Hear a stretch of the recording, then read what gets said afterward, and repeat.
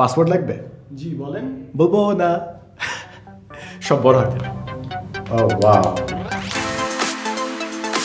What's up good people, it's another beautiful Thursday এবং আবারও 1 মিনিটে আপনার স্মার্টফোন ইউসেজ এক্সপিরিয়েন্স বদলে দিতে আমি সাদমান চলে এসেছি ট্রিকি থার্সডেতে। আমি অনেক ভুলমনা, দোকান থেকে একটা কিনি তো অন্যটা ভুলে যাই। ইনফ্যাক্ট পাসওয়ার্ডগুলোও একসময় কাগজে লিখে মানি ব্যাগে রাখতাম, কিন্তু আমার মতো যারা মানি ব্যাগে পাসওয়ার্ড লিখে রাখেন না তারা কি করবেন? আপনাদের জন্য আছে স্যামসাং পাস, যা দিয়ে যে কোনো ওয়েবসাইট কিংবা অ্যাপের পাসওয়ার্ডকে রিপ্লেস করতে পারবেন আপনার ফিঙ্গারপ্রিন্ট দিয়ে।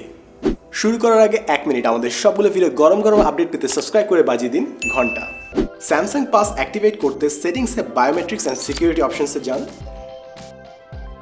তারপর স্যামসাং পাসে ক্লিক করুন।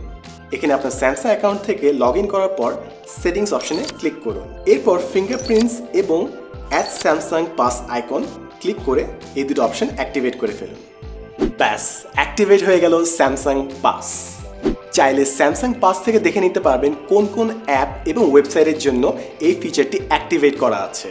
কংগ্রাচুলেশনস, এবার আর কষ্টকর পাসওয়ার্ড মনে না রাখলেও চলবে। That's all from today's episode. ভালো লাগলে hit like and share. Until next time, see yeah.